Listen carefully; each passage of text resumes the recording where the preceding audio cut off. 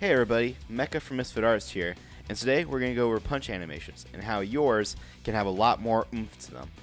First, let's look at this animation of Flopsy from our HitCam trailer. We have it just at the cleanup stage here. The two big things though you should be noticing is first the anticipation / wind up and how he settles into it. This, along with the spook at the very beginning, adds intent, personality, and intensity. You don't want your punch to just be someone moving their hand forward. So let's deconstruct this whole process just a little bit more and show the underlying structure of the punch, as well as highlight how to make sure you can capture those two I's and a P. Name and trademark pending. So again, one thing we don't want is just start and end it. Even if you in between this, it will never carry the same intensity. And it's just not realistic. If you look at most references, there are very few examples of just moving from beginning to end. That is the goal of most martial artists and fighters. They don't want to telegraph and they don't want to overshoot and be sloppy. But if you make it too clean, it just doesn't really sell. It doesn't look like a real human. Unless this is a character that you've already built up as a Bruce Lee, Chuck Norris, where you know that they will just snap right into it. Otherwise, you need to anticipate the punch in some different ways. So first, let's look at the beginning and focus on the wind-up and how you can use that to tell what the character is thinking. Of course, keep in mind that it's not just the arm. The arm is going to come back to show how intense the punch is. The chest will be puffing up.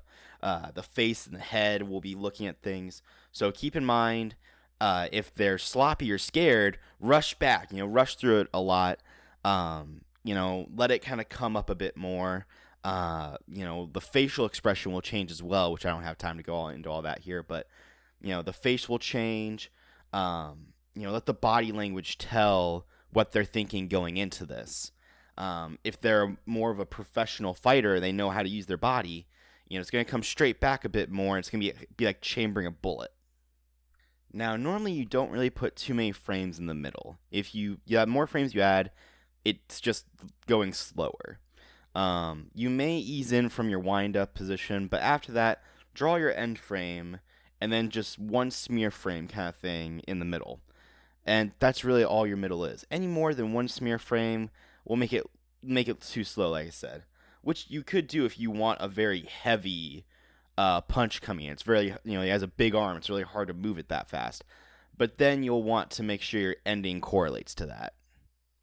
Now the end. A lot of animations, they have you ease out. But if you do this with a punch, it won't read like an impact or quote-unquote real punch. It might read more like a practice punch or something.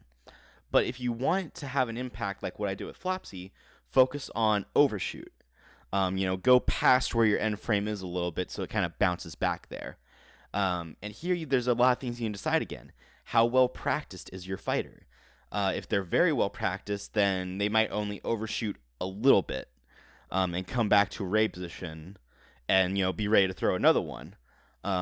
Or is it a sloppy punch? If it's a drunken punch kind of thing, overshoot a mile and kind of bring back more slowly. You can also decide if they hold the punch at the end, like was this the finishing move and the fight's over, or like I said, are they coming back to ready and the fight's going to continue? There's a lot of options here that can tell either about the character or the scene overall. I hope you were all able to get some good tips and tricks here. And if you have any questions, if you want me to dive into more detail about well-practiced punch, about sloppy punches, whatever, comment. You can also leave a comment if you want to have a tutorial on how to sell the impact from the other side.